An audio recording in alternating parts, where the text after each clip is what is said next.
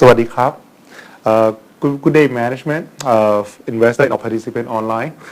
I would like to welcome everyone to Thai Union Group year 2019 result announcement and live webcast. Today, the executive who are joining us today includes Mr. York Irie, Thai Union Group CFO. Hello, good evening. And Mr. Ludovic Garnier, Head of Group Accounting and Controlling. Hello, good evening.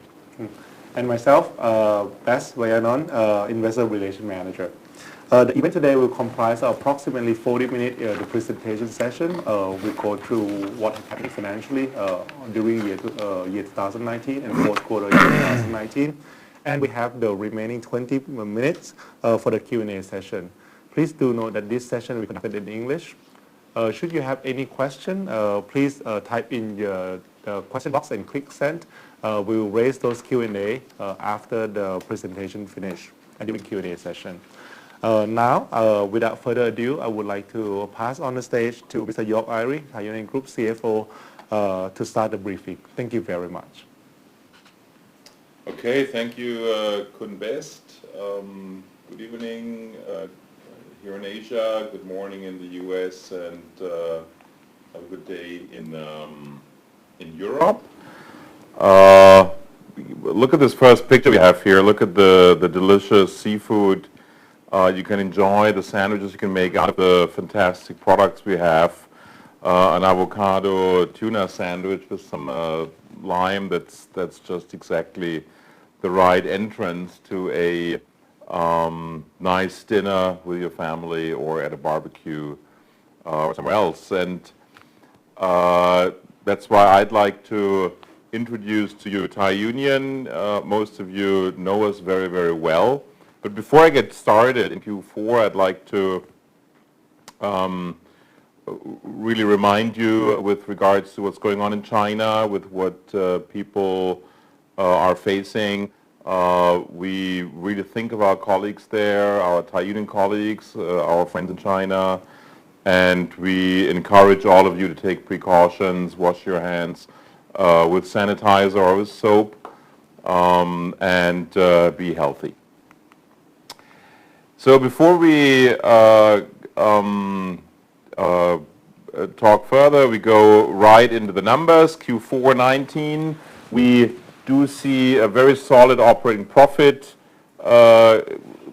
which continued despite weak top line from FX volatility and falling tuna prices. These are the two key themes you will hear throughout this presentation. A weak top line as a result of very, very strong Thai baht and falling tuna prices that we see.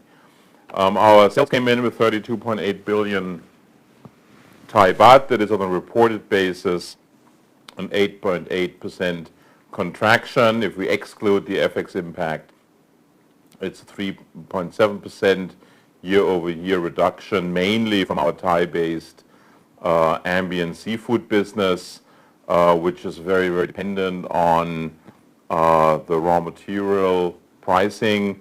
And you will see in one of the later slides that in October, November, tuna price dropped as far as $900 per ton, which is, I have never seen that since I'm in Thai Union.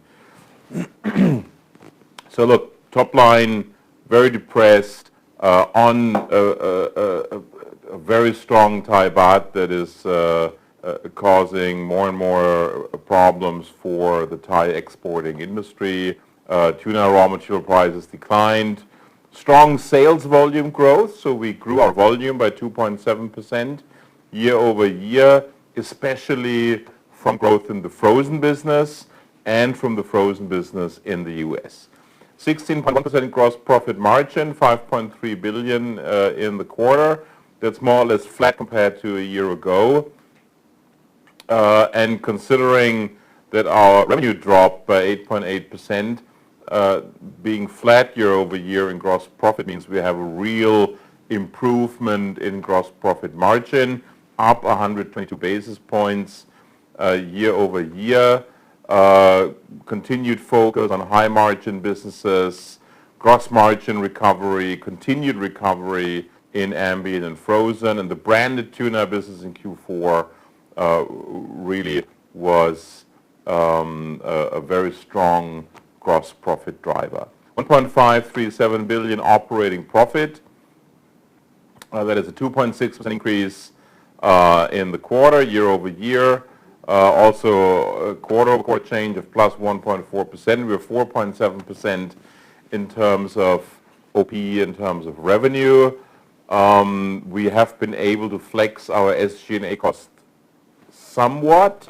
We've exceeded last year's SG&A percent from 10.7 to 11.4%. That's not great, but given the very strong revenue decline, we feel this is still moderately positive.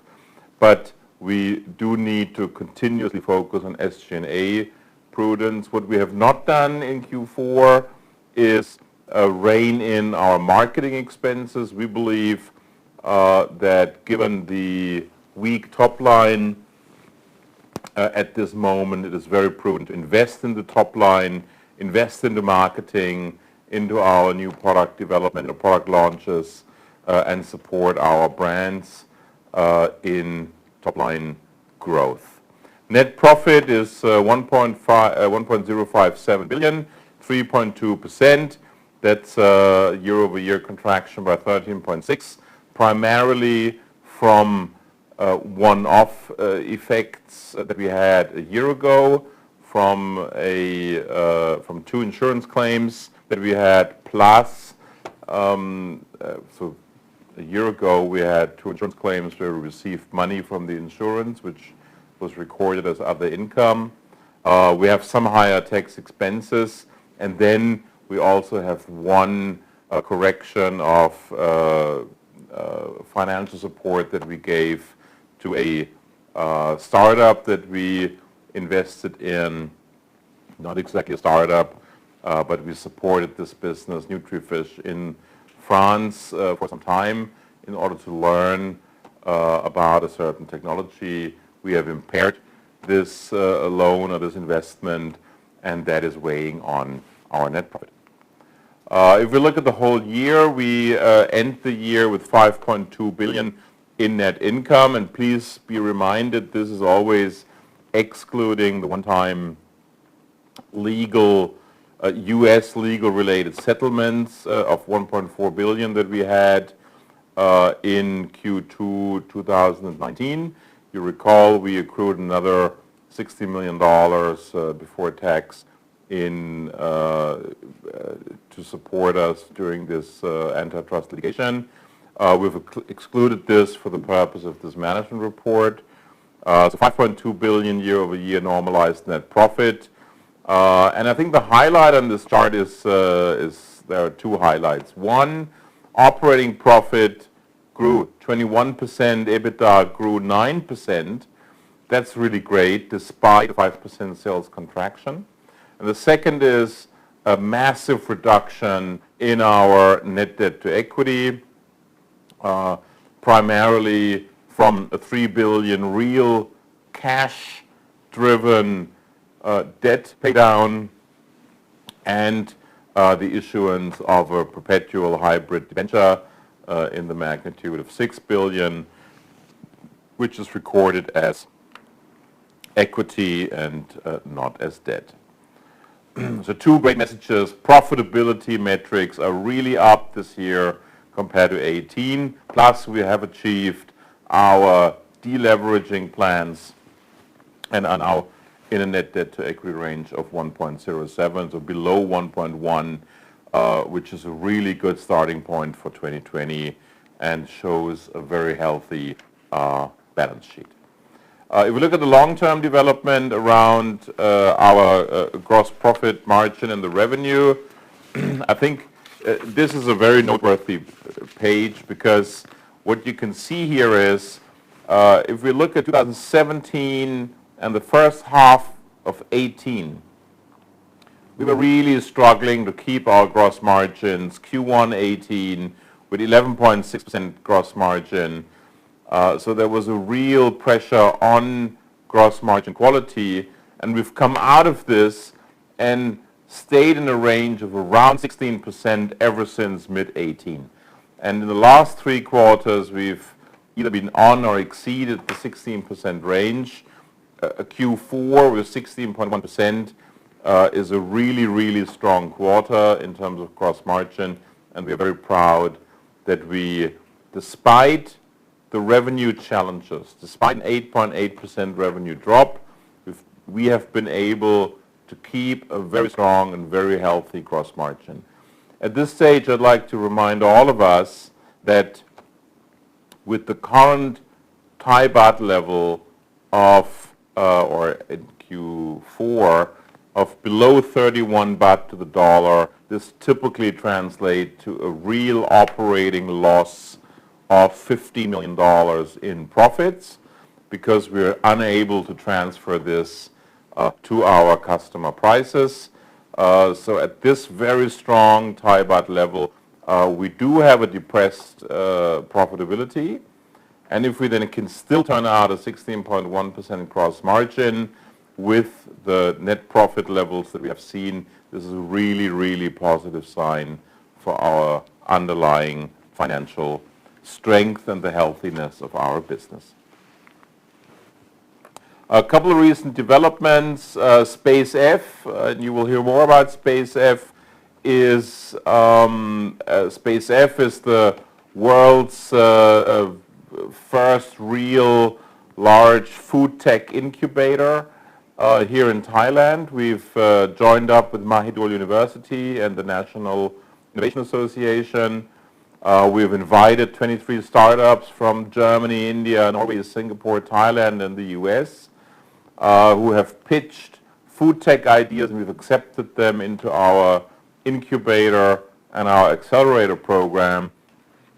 And the key focus areas of this incubator and accelerator includes wellness, alternative protein, packaging solution, smart manufacturing, nutrition, and other topics.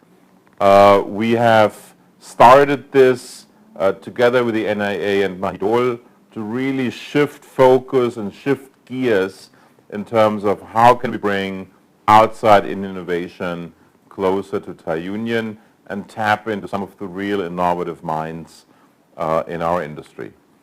And in order to celebrate this and to show the first results, we will have a demo day on March the 5th here in Bangkok. So everyone who happens to be in Bangkok or who wants to drop by for a visit, please join us. There is a QR code there to reserve a seat. And we will have pitches by all of the companies. We will have showcases. And we will also present a capital market showcase around Thai Union and talk a little bit more about the 2025 vision that our CEO has and that the board is pushing us towards. And we will reveal a little bit more about healthy living and healthy oceans and how this is associated with Thai Union. So please do join us, and you will hear a little bit more about our 2025 strategies and directions. Another topic that I personally find a real great showcase for an Asian large multinational is to embrace here this global Speak Out whistleblowing platform. We're expanding our compliance program. We had a whistleblowing platform before, but now we're working together with Navex Global, a leading operator for compliance and whistleblowing helplines. And we have here in many different languages and approachable by anyone inside the company or outside the company, a Speak Out reporting hotline, compliance reporting hotline. And with this, we will drive transparency and ethical behavior in Thai Union and bring us even more into the forefront of ethical code of conduct. Wuhan, of course, we all understand is a very difficult situation. Our friends have in Wuhan. We have donated products to the supply chain there to help feed people who have the need or where it's difficult to get to a sustainable food supply chain. So we have assisted, we help here in this crisis situation in China. New product initiatives, I'd like to have 3 showcases here, and Kunbest, you have to help me on the third one again. Number 1, Tuna Fit, Select Tuna Fit. It's a new product, has no trans fats, no MSG, high omega-3 content, and we have a wellness program associated with it. 200 participants joined, and this is a new product that we've launched here in Thailand that really dives into workout plans, healthy nutrition, a healthier lifestyle, and it's a really great showcase on how we can make a difference with good and healthy products. We've also launched in the United States lemon-infused, lemon-flavored King Oscar Riesling sardines, a very new flavor and taste in our sardine lineup. Great product, and we're launching this in the US. And then last but not least, we have a new product here in Thailand, again diving in chili flakes and tuna flakes together in a dry product that is then sprinkled over rice and can be consumed with rice. A lot of protein content, but also a lot of great spicy herbs, Thai herbs. The product is called, and now I really have to turn to for Thai consumer and audience, this product is called Nam Phik Pa Wan, and is made by well-known chef called by the name of Pa Wan, who make great Thai chili paste. So Nam Phik Pa Wan, well, I hope I had it. So please look at this, but it's really spicy. But it is really good. Awards and recognition. I'll dive over this. Again, we've been recognized by several leading associations in company management, in sustainability, investor relations, crisis management, innovation, and I think this is really good to receive recognition beyond our borders. My last page today, before I pass over to Ludo, is about dividends. We are presenting to you a 17.5% dividend increase compared to 18.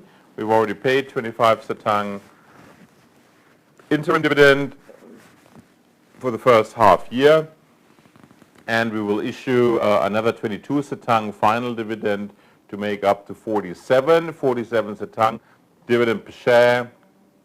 The payment date will be 22nd of April 2020, and it's a sign again of our very strong dividend payout, 59% dividend payout on net profit, on reported net profit, and it's a 17.5% increase. It showcases also a little bit our really strong underlying profitability and our belief in the cash generating ability of Thai Union.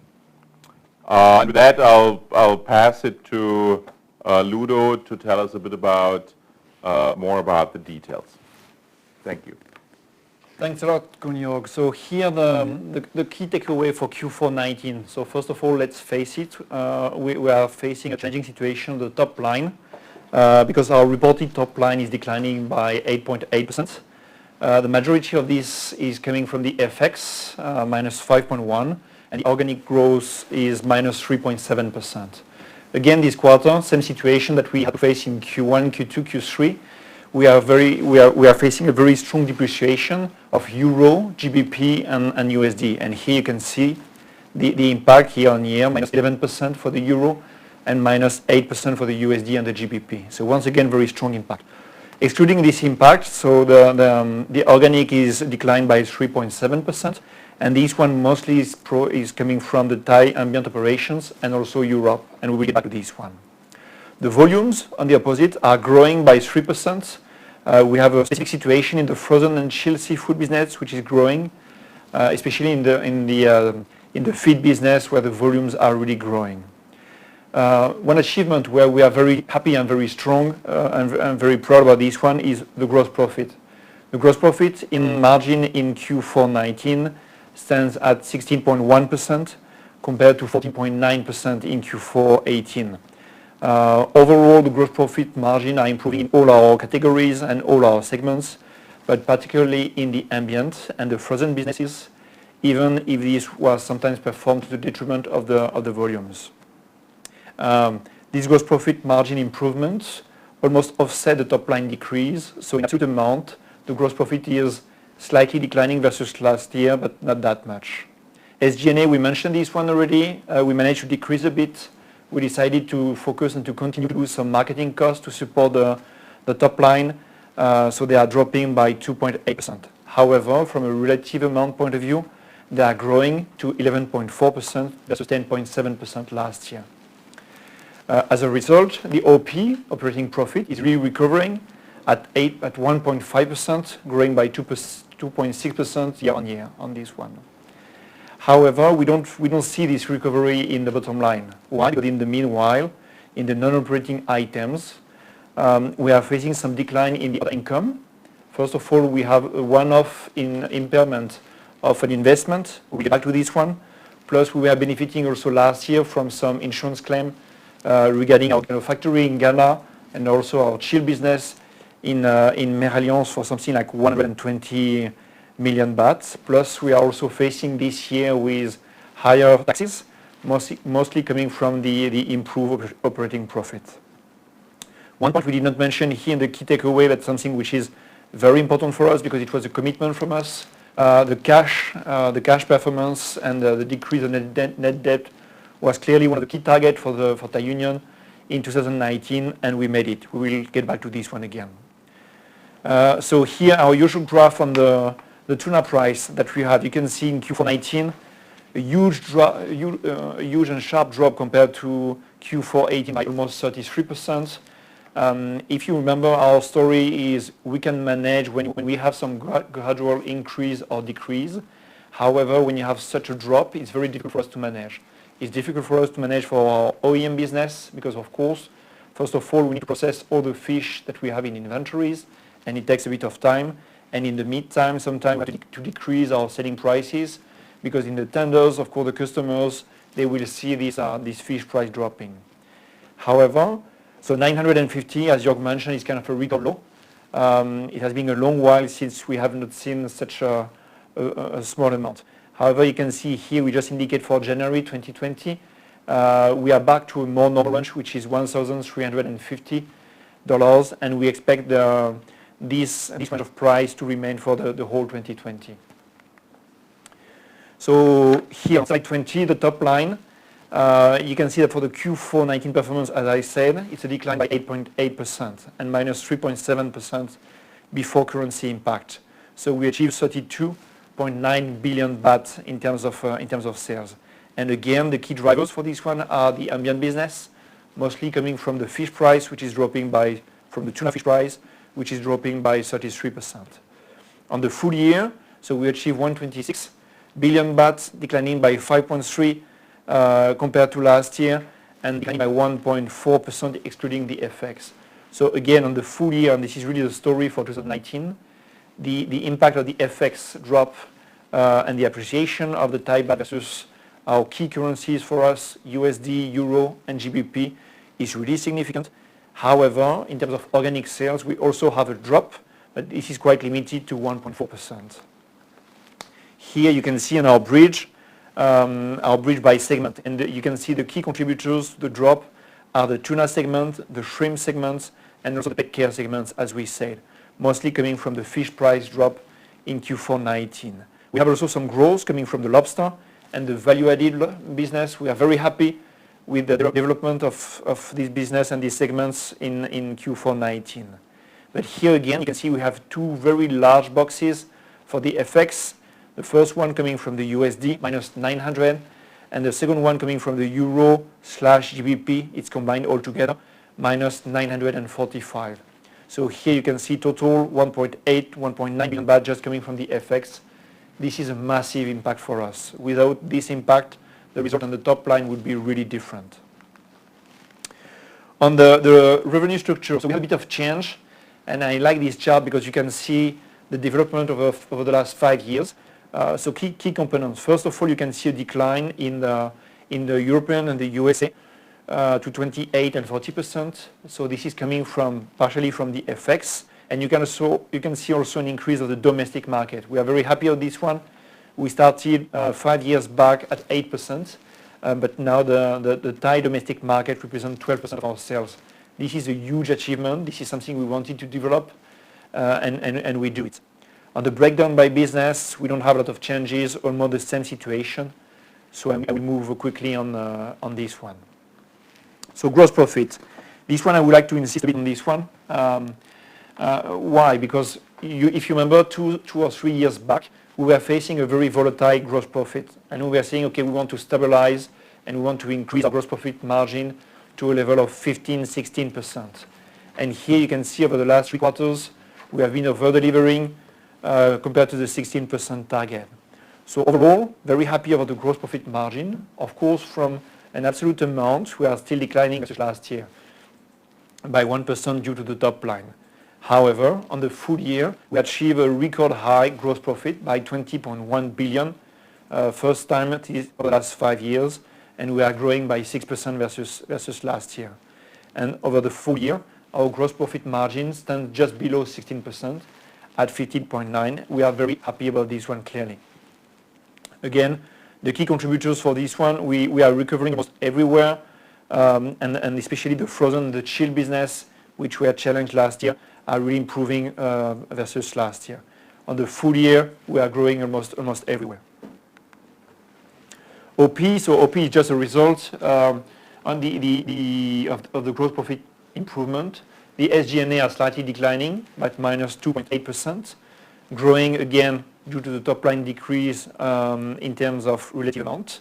So we achieve a 1.5 billion baht OP in Q4 19, slightly above last year by 2.6%. And the OP margin stands at 4.7% versus 4.2% last year. Over the full year, so we achieve 5.6 billion baht. So here you can see, I think this graph is very interesting. You could see the challenge we were facing in terms of OP over the last 2 years, 17 and 18.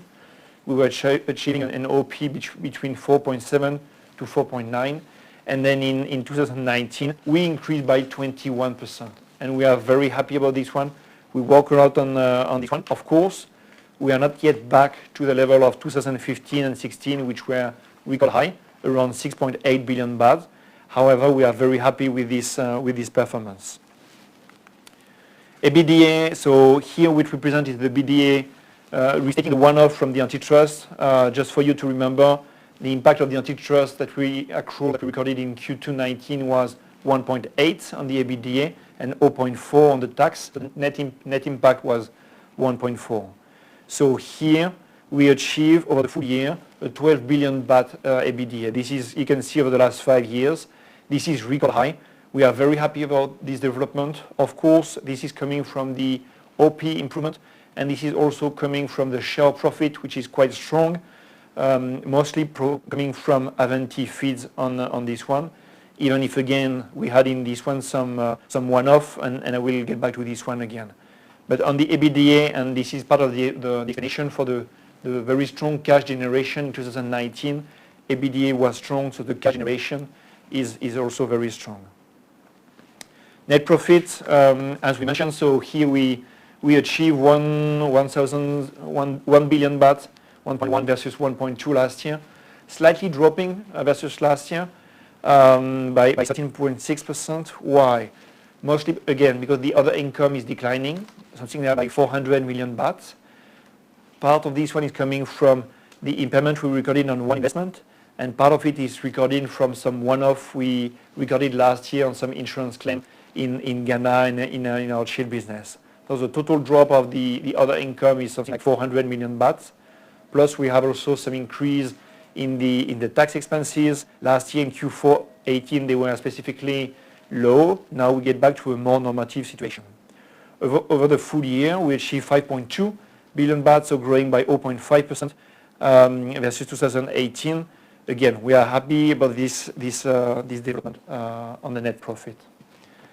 Slide 27, so this is the adjusted net profit. So we have one-off to report, which is the impairment of one of our investments we did 2 years ago in a company which is called Nutrifish. Just as a reminder, so Nutrifish is a French company who was specialized in the marine natural ingredients, and they were basically processing some fish skins in the salmon.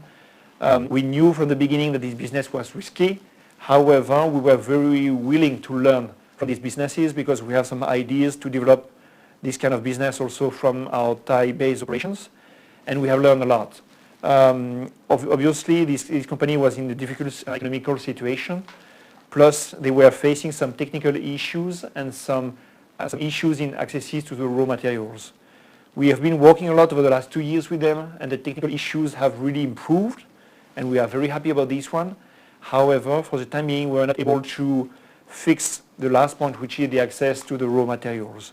So the company is now in a very difficult cash situation.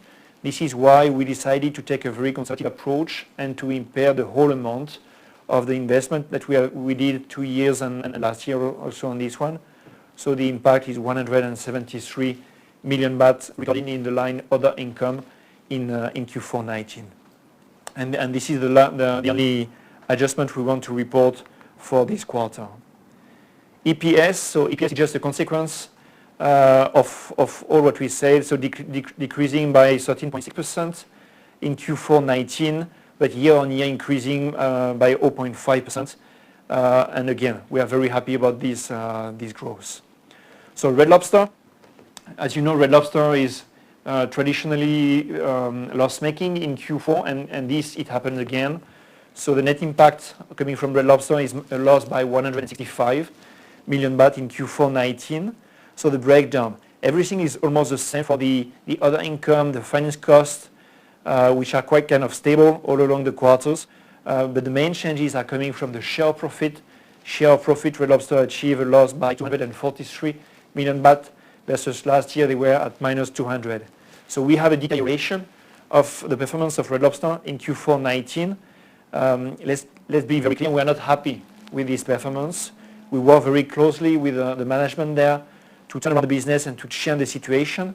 If you look at the story and the performance in 2019, Q1 and Q2, Red Lobster really improved their performance. The guest count was improving. However, unfortunately in Q3 19 and in Q4 19, there was a turnaround, and now the performance is weaker compared to last year. Income tax, we discussed that already. Quite difficult for us to predict this one, kind of choppy quarter after quarter. So last year we had a tax expense by 113 million baht.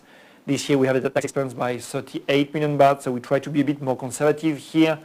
I think overall we are right on the full year amount, but sometimes quarter by quarter.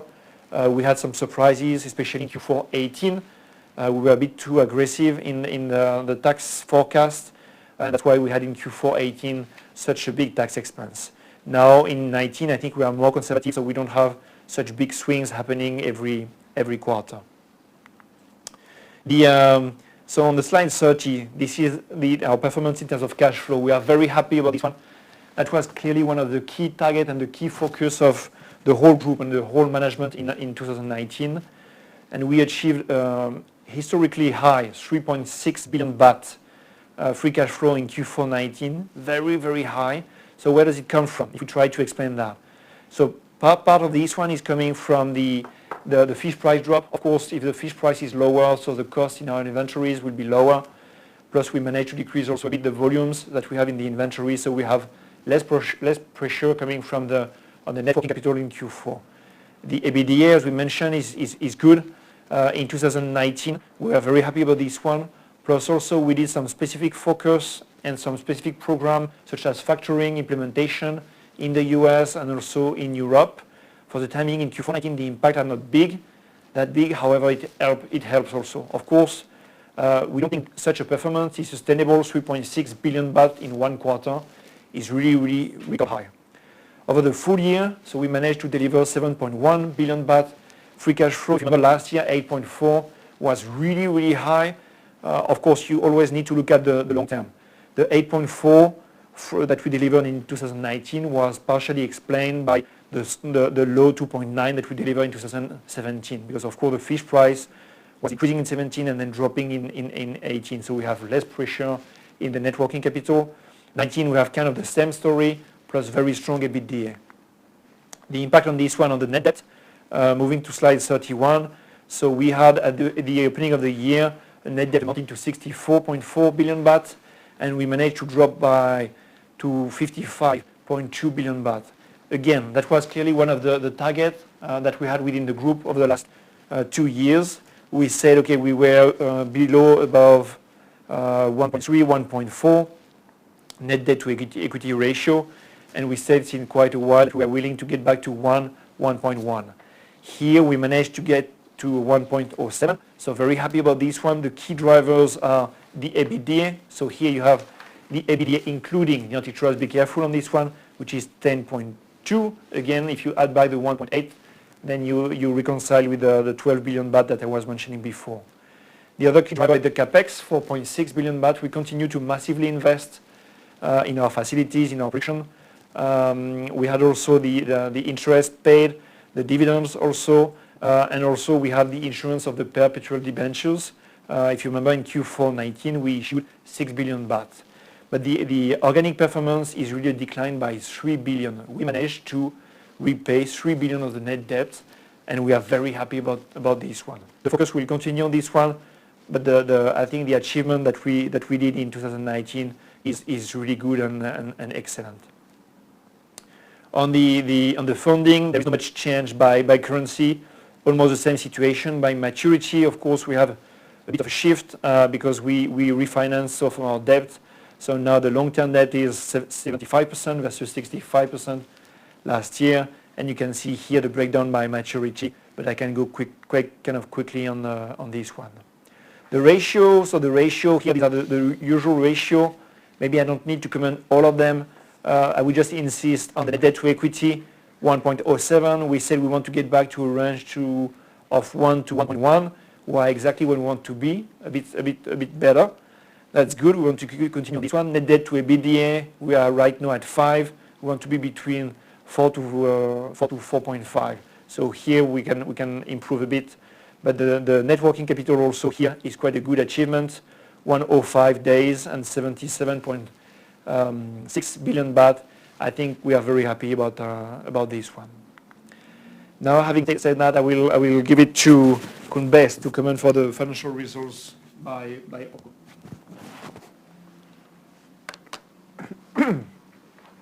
And for the operating impact, we have seen that during fourth quarter year 2019, tuna price has been falling. I mean, on top of everything, we have heard that the currency has played a big part in terms of affecting the share price and put a pressure on share price that on the revenue. Apologies. On revenue, that the fourth quarter revenue has been declined by 8.8%, and if we strip that off, the impact of the FX, the revenue will continue to be declined by 3.7%. This chart clearly illustrated that the tuna price has also fallen by 33% compared to the same period last year. And this is a significant portion of what explains why our organic sales, I mean, even excluding FX, has been declined. Otherwise, I mean, we have seen the more or less stable raw material price for the shrimp and salmon. This chart has been clearly demonstrated. The USD during the fourth quarter and British pound has been depreciating about 8% compared to Thai baht, and the euro has been depreciating about 11% compared to Thai baht over the same period during year 2018. Therefore, I mean, in terms of ambient seafood, as a result from all the currency depreciation against Thai baht and the falling raw material price, the ambient seafood sales has seen a decline by 11%. But to note that during the fourth quarter, we have seen the quantity or the volume decline by only 1.4%. So most of this are due to the falling and declining pricing. However, if we look closer, we have seen that the branded canned tuna margin has been at a very solid level at 25%, up almost 800 basis points. Obviously, there has been coming back at some cost of the OEM business, where when the tuna price has been falling, they have to digest the high cost inventory. Nonetheless, we have seen that the profitability improvement has outweighed, and despite the declining revenue, we have seen a very solid gross profit margin to offset most of those decline in revenue, resulting in improved profitability generally for the ambient seafood segment. For the chilled and frozen business, we have seen the sales decline only marginally, but to note that during the fourth quarter year 2019, the revenue, the sales volume will increase by 10%, and for the full year, the growth is even more pronounced at 12.8%. Most of these growth are driven by both the sales growth in the U.S. frozen seafood segment and the sales growth of aquafeed from our subsidiary Thai Union Feed Mill. And not only that, we continue to see the gross profit margin improvement for both year-on-year during the fourth quarter year 2019 and for the full year 2019 as well when compared to the same period last year. For the pet care value added, we have seen for year 2019 revenue growth by about 2% and the quantity growth by about 3%. Please do note that the gross profit margin has continued to improve to about 200 basis points compared to the same period last year. We have seen that while pet care are suffering from the currency issue and the fact that during fourth quarter year 2018, pet care is delivering an abnormally high sales. And due to the high base, we have seen a contraction during the fourth quarter year 2019. But nonetheless, we have continued to deliver a solid margin, and pet care and value added has continued to be a great profit contributor to our company. For the geographic mix, we have seen that the U.S. has delivered some sales contraction, about 2% compared to the same period last year. This is mostly as a result of the U.S. Currency depreciation. But if you look at the largest business in the U.S., which is the frozen shrimp business, frozen seafood business, that has continued to grow, to deliver strong growth. If we exclude the FX impact, the fourth quarter sales in year 2019 would be just about 1.7% compared to the same period last year. In terms of the European sales, we have seen the sales decline by about 15% compared to the previous year. These are mostly attributed to the weak currency. The euro and pound has been weakened against Thai baht. But nonetheless, part of these are also due to the volume decline by the fact that we have put on the price recovery program that has been putting some pressure on volume, but nonetheless has improved our profitability very strongly. That's why, despite the sales decline, we have seen the branded margin has been improved to offset that on the profitability level. On the Thai business, we have continued to see strong growth throughout the year. For the full year, we have seen a sales growth of 10% compared to the same period last year. And this has been driven by both the product launch that we actively push out in Thai market and a more focus on the Thai frozen business. On the emerging market, we have seen some weak growth from the market like the Middle East, which are very heavily tuna focused. And with the tuna pricing falling, we are still happy to say that the sales to China market has continued to deliver a sales growth of 4%.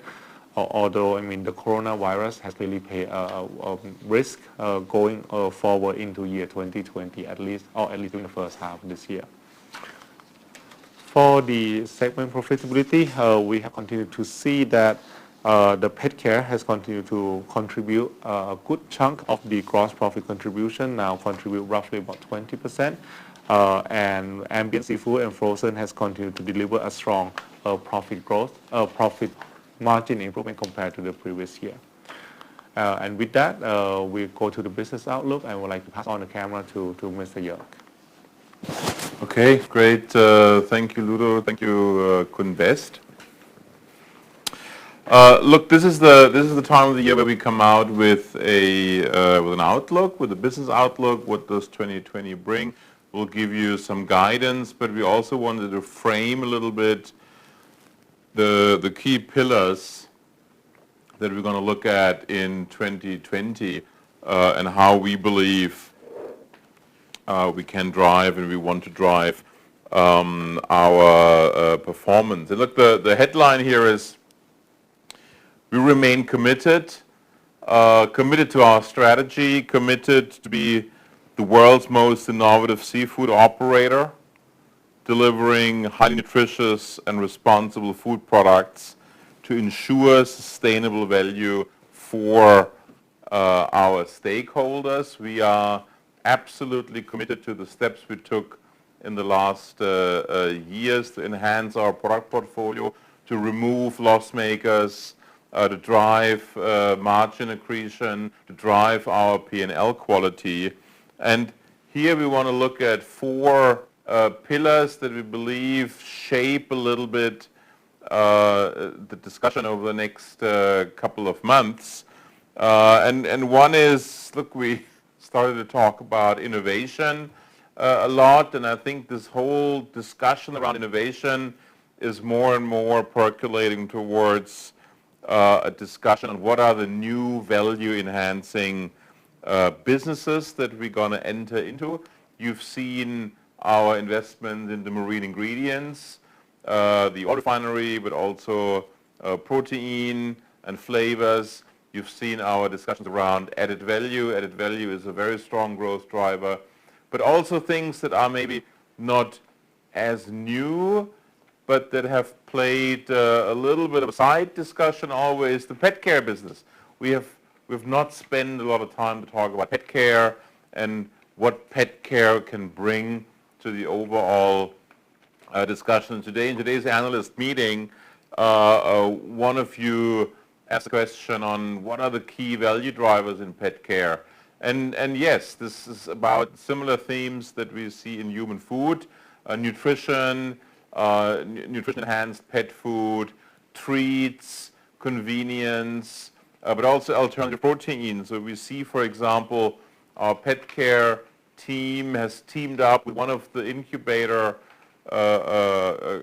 venture startups that we have on insect. How can we take insect protein, mix it into pet food, and create new and healthy and nutrition-enhancing products for our pets. So new businesses, new value-enhancing businesses, and we believe there will be a major driver for EBITDA growth going forward. Strengthening our core business was always one of our key areas of focus. Call it operational excellence, call it organic growth drive, call it rejuvenation, enhancement of our business, also underlined with innovation. So strengthening the core businesses is absolutely on top of our head. Without this, we would not be able to earn the gross margins and the cash flows to finance our overall portfolio development. We have a number of existing strategic investments, and we need to put much more focus on creating value and enhancing the value creation in some of these strategic investments. One of which, of course, is Red Lobster. We have participated there for 3 years, and we will need to participate more, and we will need to contribute more to the discussions in the management team and make better decisions for a turnaround of the operational business, to focus on the share of profit. We have a great deal structure. We have great earnings accretion for us because of the deal structure, but we really have to get into guest count growth and drive value here. We will not invest more money into this business, but we will invest more time and more focus to turn around this business. We have our partners in India, Avanti Feeds, an amazing value story, and we have a joint venture with Avanti Feeds, Avanti Frozen, and we also want to invest more and really explore this market to say how can we leverage and strengthen our operations there. And last but not least, and of course, strategic investments in Thamachat Seafood that will be a good growth driver in 2020. Our investment in Russia, where we don't see yet the value enhancement that we need and that we want. So you will see a lot of more activities in that field to say the investments that we've made, the strategic investments that we have in our portfolio, we need to drive more value creation out of those. And then last but not least, and this is now really part of our DNA, leadership in sustainability. We are looking at our sustainability program, Sea Change. We will go into the next phase of investment forward. We are not standing still. We're not taking all the positive feedback that we get for granted. We need to do more every day. And this is not just some department that is doing a little bit here. This is really ingrained in the DNA and in the operations of the business. Sustainability, leadership in sustainability, in human rights, and in climate change topics that we are discussing more and more. And these are the four pillars that I'd like to highlight at this stage, where we talk about healthy living and healthy oceans. You see the themes going really much more into what do we contribute to our customers and to our consumers who consume great products that we bring on the table, and what do we contribute to the environment and to the people we work and live with. Last but not least, for those financial people among us, we of course have put a guidance document together again around sales. We believe a 3 to 5% growth is really the benchmark we want to drive. We have good ideas. In 2019, the ultra strong Thai baht made it a bit difficult for us. The very weak tuna prices made it a bit difficult for us to really drive, but we had volume growth of nearly 3%. So it's not like we have no growth plans. There are growth plans, and we believe if the stars are aligned in 2020 with a little bit weakening Thai baht, with a normalizing of the fish price, with a double-digit growth in pet care, with Thamachat Seafood that we're consolidating, with the strengthening of our oil business, we believe 3 to 5% is a possible growth bracket. You've seen in the last couple of quarters, 16% gross margin is really what we want to claw at and where we want to see. This is what we want to keep as our benchmark. So we want to drive in the guidance to something on or above 16%. SG&A will remain 10 to 11% range. We don't see a material impact on our effective interest. There's probably going to be some accounting impact from the perpetual structure that we have. So there's probably a slight reduction of interest payment, but a slight increase in related dividend. CapEx going to be 4.9 billion, around 5 billion. So we are rather determined, same as 19, to keep these numbers on CapEx, to not overinvest, but really keep in our focus around automation and productivity. And dividend policy stays the same, more than 50% dividend payout. And maybe with this, we jump into the Q&A. I don't know, do we have the first questions here? Sure. I can take the first one. We have a first question regarding our assumption of the tuna price and the FX. As you could see, in 2019, we were quite lucky with the fish price, which was quite low, but even if we were facing some volatility. For 2020, we expect to have some inflation in the fish price, and we expect the fish price to be back to a more normal situation, something around 1,400 to 1,500 USD per ton. This is what we included, but of course we don't have a crystal ball, so we will see what is the truth. On the FX side, we don't expect to see further appreciation of the Thai baht versus USD, so we expect Thai baht and USD to be almost stable compared to the level we can see right now. Okay, there's one question around the coronavirus. The question is, does the coronavirus impact Thai Union business? Does the shrimp business in Thailand has an effect on decreasing number of tourists? Look, very clear. Number of tourists are down. Chinese tourists, I think probably 20-30% reduction overall in traffic here. And of course, there's going to be an impact in food consumption in China. People do not or did not go out to buy grocery. The delivery services didn't function as they should. So of course there's going to be some impact, but please remind our China business is comparatively small. And we have a lot of markets where we can sell products to, so I don't think this will have a material impact on us. But of course, in the F&B space here in Thailand, you have some effects. Our business is quite small through Thamachart, but there's going to be some small effect. We don't believe that this is very noticeable at this stage. I mean, we all don't know how the coronavirus develops forward. But look, overall, the China business is not so big. We, at this stage, do not see a very big impact.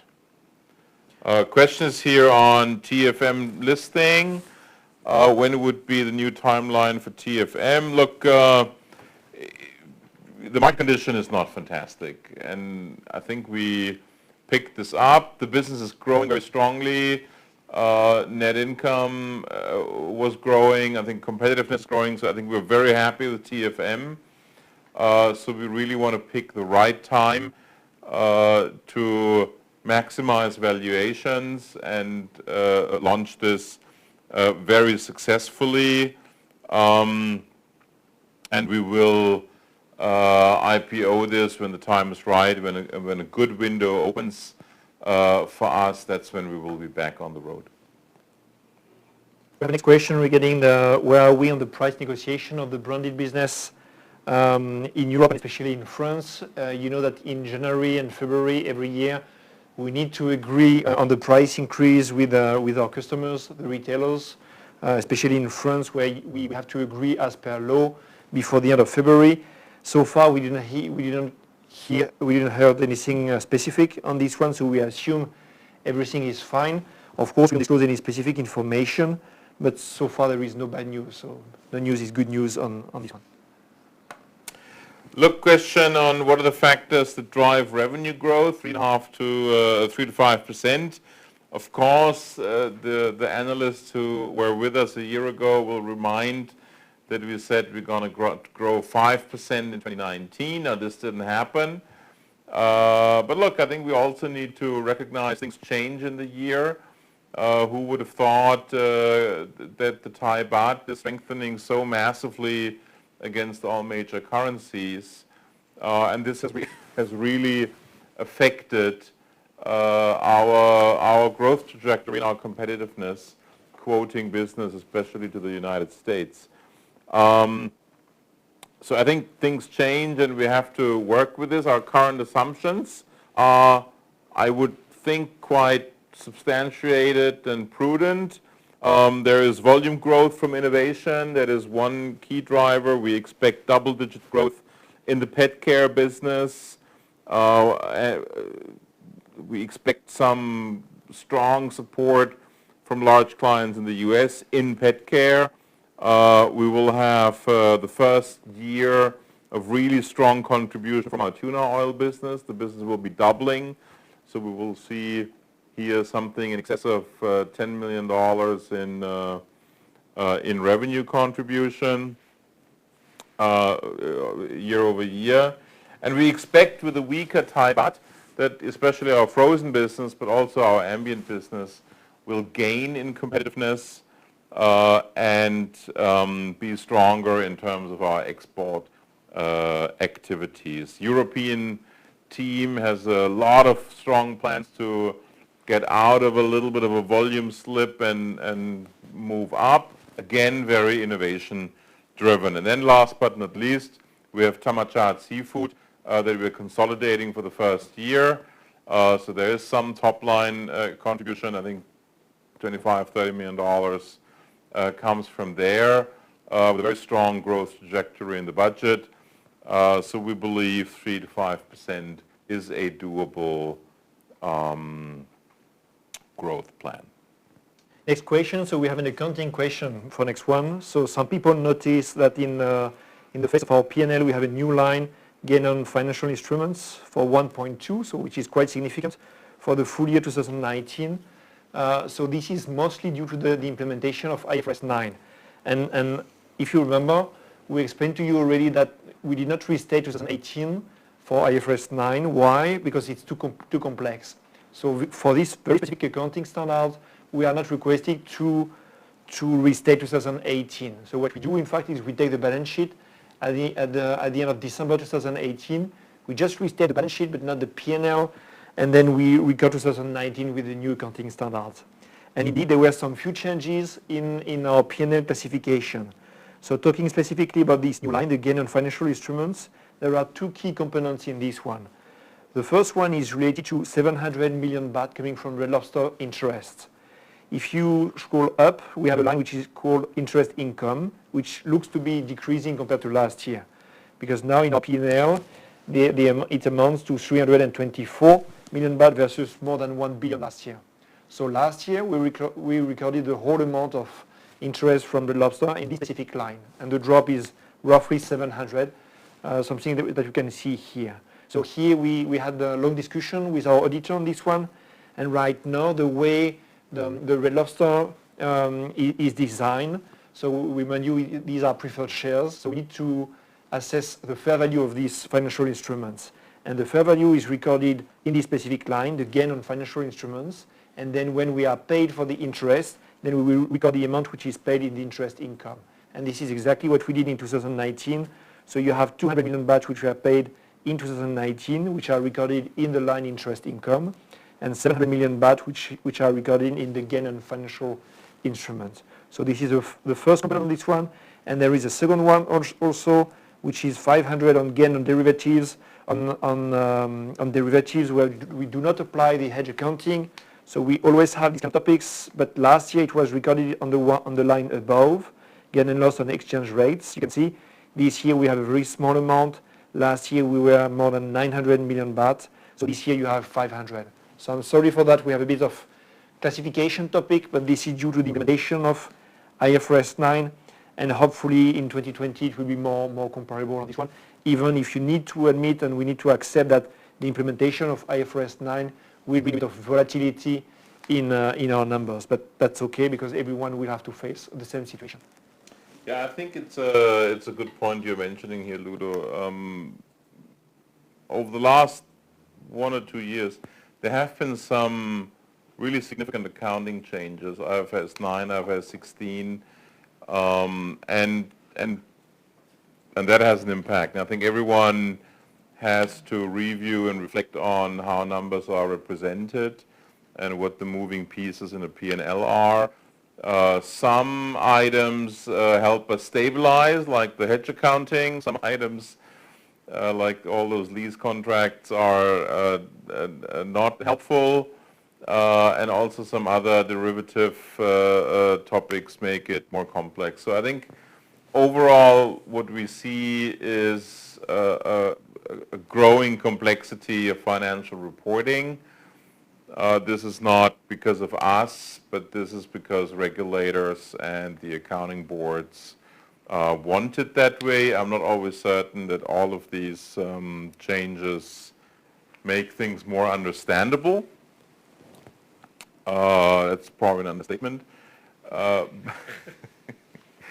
But it is what it is. So I think we are in a good position. We're very transparent. We want to stay transparent, and we will work with all of you so that we have all this understood. Maybe just to add on this one, because I think we were one of the first company in Thailand to early adopt IFRS 9 and 15 and 16. You know that it will be mandatory for Thailand in 2020, but we decided to do this one in 2019. So why do we do this? Very easy. In fact, we are a global business. So when we have some numbers, some reporting coming from Europe and the US, these companies, they already apply. For them, it's already mandatory for them to apply these new accounting standards in 2019.